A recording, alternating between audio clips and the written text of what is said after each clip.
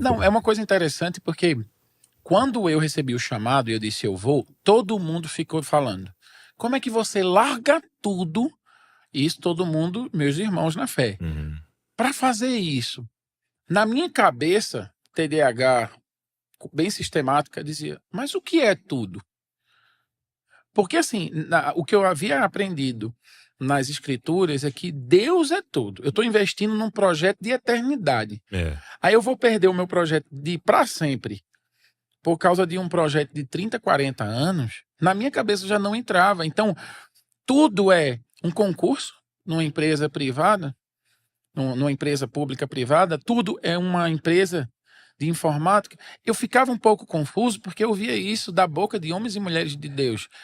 Ao invés das pessoas dizerem para mim, olha, vai lá, cara, eu tô contigo, eu não vou te abandonar, você tá certo, siga isso, siga. Você largou tudo. Cara, tudo para mim é Cristo. Tudo para mim é um dia chegar diante dele e eu não ouvir dele, aparta de mim, porque eu não te conheço. Tudo para mim é um plano de eternidade, é onde eu vou viver para sempre.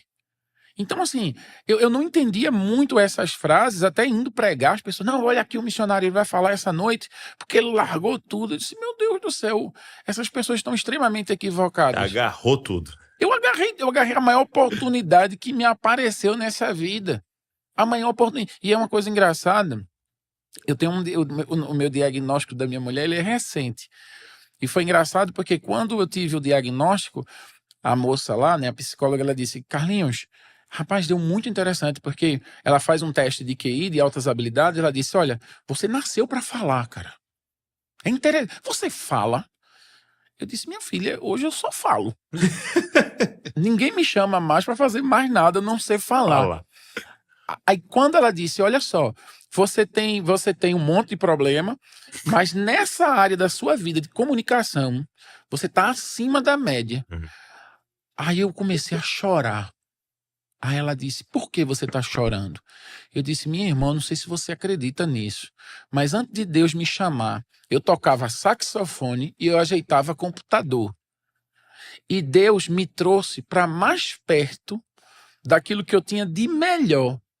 E todo mundo me dizia, olha o cara que saiu da zona de conforto. Deus estava me trazendo para a minha zona de conforto. E o tempo todo eu vivi um chamado onde eu ouvia as pessoas me dizendo, ele saiu da zona de conforto. Eu vim para a minha zona de conforto. Eu tenho dislexia, eu tenho dificuldade para leitura. E é engraçado porque eu sempre achei isso um problema. Sei, meu Deus do céu, eu não consigo. A pessoa manda um texto, eu digo, eu preciso pelo menos um dia para ler isso aqui e assimilar isso aqui.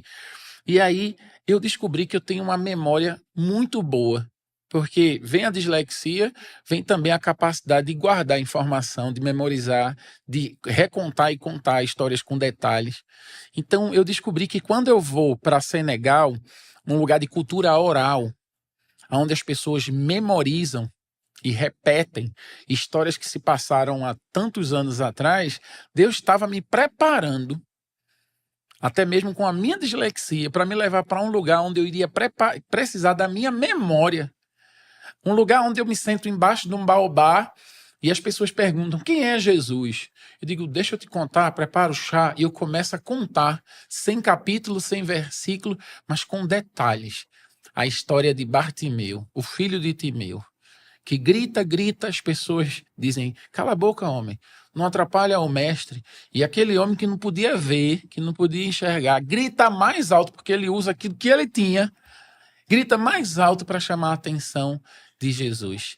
E aí eu começo a contar as histórias, mas por conta da dislexia. Então eu digo, muitas das vezes, você tem uma condição, ou você tem um suposto problema, que foi dado por Deus para que você fosse muito bom dentro do propósito que Ele quer lhe colocar.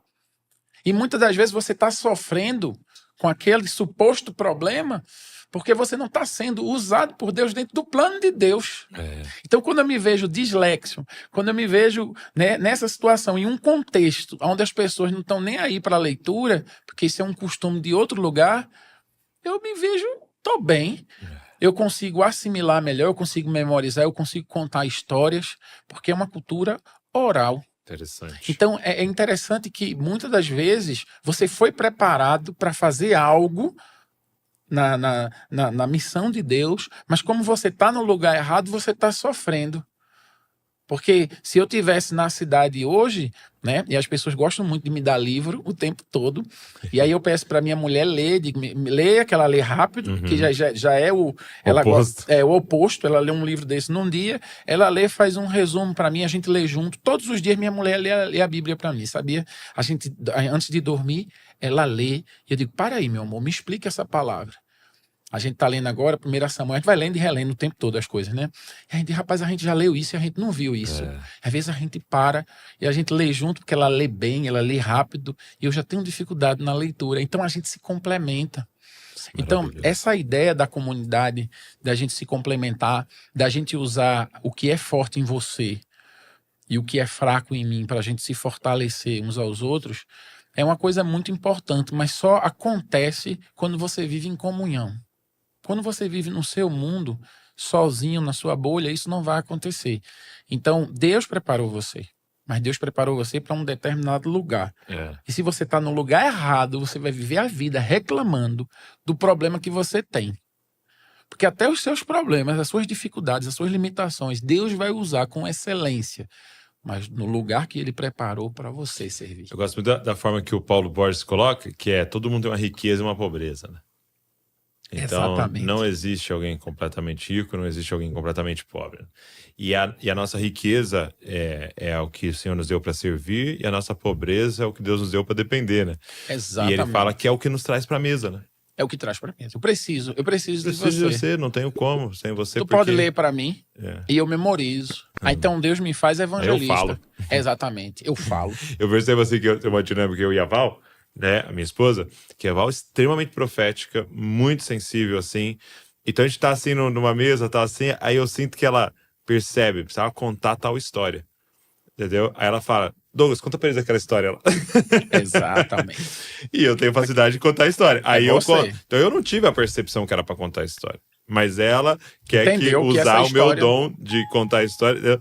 Então isso é maravilhoso, isso é muito lindo. Agora, lá no Senegal, me fala um pouco sobre o país e qual foi o trabalho que vocês desenvolveram nesses 8 anos. Assim, qual era o que vocês faziam lá? A vontade de chegar e fazer alguma coisa era muito grande, mas Deus disse, vá e espere. E era muito difícil, porque uma gerente de um banco e um cara que era dono de uma empresa, Meu Deus. chegou, desacelerou. Cadê as metas? Não, cadê as metas? Cadê as planilhas? Cadê? E aí chega. Aí quando chega lá, eu já me deparo com um desafio de aprender francês. Minha mulher já era trilíngue, né? Ela tem facilidade com o aprendizado de língua. E aí ela já falava francês. Só que no Senegal tudo é o homem que faz. Então, o francês estava no lugar errado, na pessoa errada. Porque eu chegava no lugar, gente, eu tenho tanta história de erros assim. Eu tava, aí Débora ficava aqui, eu dizia, e aí, Débora, o que é pra eu falar? O que é pra eu falar? Eu lembro de uma vez a gente pagando uma coisa, aí a pessoa disse, pode pagar. Aí eu disse, eu já paguei. Já peguei. Aí eu falei, enfim, tem uns verbos auxiliares horríveis na língua francesa para poder definir passado, tempo, futuro. Aí eu disse, eu paguei. Ela fez, não, você não pagou. Eu disse, eu paguei. E na verdade eu estava dizendo, eu quero pagar. Você estava dizendo? Eu estava achando que eu estava dizendo. Ah, tá. Eu estava dizendo que eu paguei. E a mulher Entendi. dizendo, você não pagou. E eu dizendo, eu quero pagar. Enfim. Mas falando, eu paguei. E Débora sempre aqui na retaguarda.